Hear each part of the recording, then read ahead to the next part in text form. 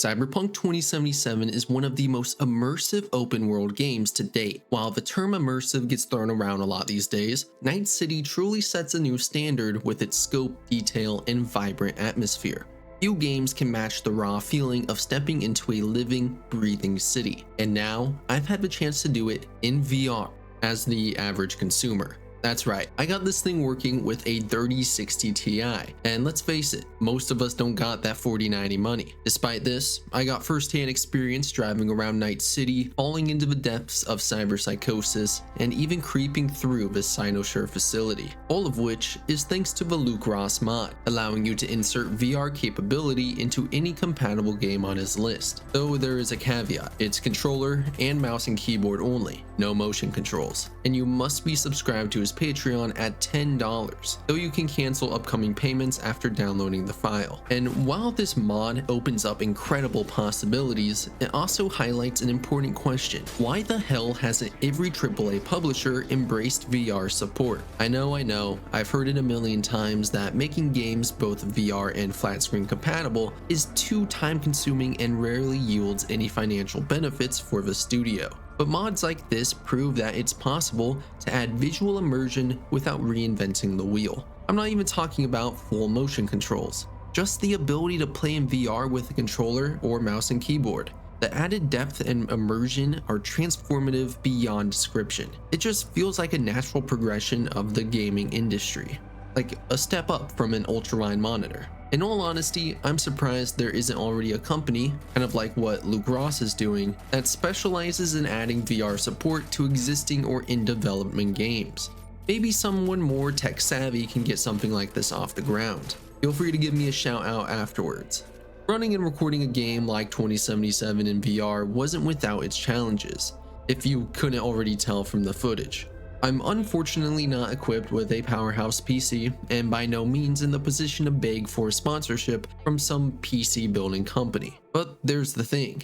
My PC is genuinely the 8th wonder of the world after managing to get this game running and playable in VR at all. To maintain performance, I had to make some sacrifices. The recording quality is significantly lower than what I see in my headset, and there's no webcam footage because my PC couldn't handle the extra strain. Despite all the setbacks, this was the most fun I've had in VR, second only to modding contractors, and that speaks volumes about how well Cyberpunk 2077 translates to VR. Standing in Night City made me appreciate its scale and minute details on a level I never have before, and that's coming from a dude 100 videos about the game and its lore.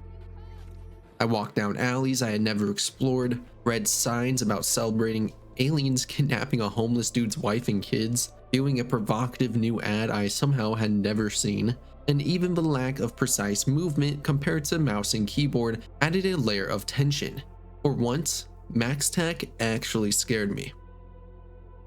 But nothing in Cyberpunk could compare to the somewhat damaged ending of Phantom Liberty when experienced in VR.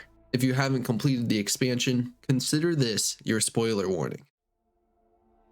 This is one of my favorite endings in the game, and it's easy to see why if you're a dystopian horror fan. It subverts your expectations, reminding you that V, despite their accomplishments, is far from invincible. In Night City, no one is, especially when faced with rogue AI from beyond the Black Wall. My primary motivation for setting up VR was to play this mission, and in a way, it felt poetic that my favorite mission worked best with my PC specs. The dark, isolated environment of a Cynosure facility didn't rely on fancy lighting, action sequences, or hordes of NPCs. Sneaking through its ominous corridors, avoiding the Cerberus unit, and destroying the subsystems while fully immersed was an unparalleled experience. An experience like this simply hasn't been replicated in VR beyond mods. Sure, there are games like Phasmophobia or Dread Halls, which deliver moments of fear and suspense, but when compared to the atmosphere of Silent Hill or the suspense of Alien Isolation, they fall short. So what I mean to say is Cynosure was my first true taste of being spooked in virtual reality. Keep in mind, I'd already played this mission on flat screen multiple times since Phantom Liberty's release, yet I felt that same suspense. Like my first time playing it at 3 AM in the dark, probably because I ran this at 1 AM in the dark. There's something about VR's depth that amplifies the tension, making every corner you turn and every distant sound all the more unnerving. Descending into the darkness of the Cynosure facility with VR's unique sense of dread and perspective, only to lose Silverhand and be left alone with the oppressive ambience, was haunting. As I progressed through Cynosure, peeking my head around corners, being jump scared by scripted events, I caught myself debating whether to continue. Yeah, I can cut the video short. All I need is some footage, right? Maybe I should take a break. Do this tomorrow after some sleep. I have trouble with horror games, okay? So after piecing together Somi's story through flashbacks and barely evading death by a robot, I had the most relieving run in my entire life as I traced back to the core to shut it all down for good. I of course was jumped by the Cerberus unit and brought into the net to experience Somi's life one last time. But unlike my previous playthroughs, it really did feel like I was there. I could share in the emotions and dance around to the music, inspect her home with an understanding I didn't previously have, and truly share in the experience along Somi as the last of her memories were consumed by the Black Wall, even being able to comfort her before being forced to confront her back in reality. A confrontation between letting her be an eternal slave to the Black Wall or kill her with my own two hands. I chose to do the only right thing you can do. I get it now. And I gotta respect it. Thank you. And I'm sorry for everything.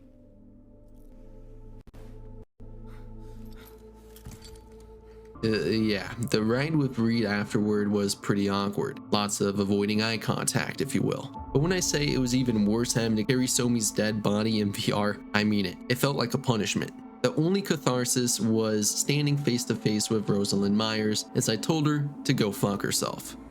Fuck you, Myers. Done with your bullshit. Let's wrap up this charade. All right. After a short talk with Reed, Maybe all of you. Shit. Ground's fucking hot. I got to sit down and have a heart-to-heart, face-to-face with Silverhand. The emotional weight lingered long after I removed that headset, and now I have depression all over again. I had just barely recovered from edge runners. So, was it worth the effort? For anyone with a GPU similar to mine, I can't wholeheartedly recommend it unless you have ample free time and are willing to subscribe to Luke Ross's Patreon. Maybe you'll find $10 laying on the ground. While the initial hours are magical, the novelty wears thin as visual distortions and performance issues become more noticeable. The honeymoon phase ends, per se. I couldn't possibly recommend doing a full playthrough. I, for one, am not. But if you know what you're getting into and only expect maybe a few hours, then go for it. However, those with higher end GPUs, a 4080, 4090, or even upcoming 50 series, this is a must-try experience. The level of immersion offered by 2077 in VR is unmatched, and in your cases, could squeeze some good graphics and a full playthrough out of that $10 investment. Now, if you're interested in trying this mod, I'll link a detailed tutorial in the description. The creator of that guide does an excellent job breaking it down for all skill levels, even offering troubleshooting tips and mods to improve optimization on lower end rigs. It sure as hell saved me from any further frustration. My additional advice as someone who pulled it off with the 3060, if all else fails, reduce your resolution or tweak Virtual Desktop Streamer to optimize performance. I sincerely hope every single one of you gets to experience 2077 in VR at one point or another. Thank you all for watching. Did this video inspire you to try Cyberpunk in VR, or are you holding off for now? And Chooms, if you have any advice or experiences to share in relation to your own VR setups, please do. I know everyone would appreciate it. If you're interested in seeing me play or talk about other games, you can find me streaming on Twitch and uploading on my second channel specifically for gameplay, both of which will be linked in the description. This channel and its contents will continue to be my focus, but at the end of the day, I love playing games and want to share that side of me with viewers. As always, a huge thanks to all the channel members up on screen. You motivate me to continue making content, trying out new ideas, and to improve as a content creator. So thanks again for watching. Make sure to have a great week, and I will see you later, chooms.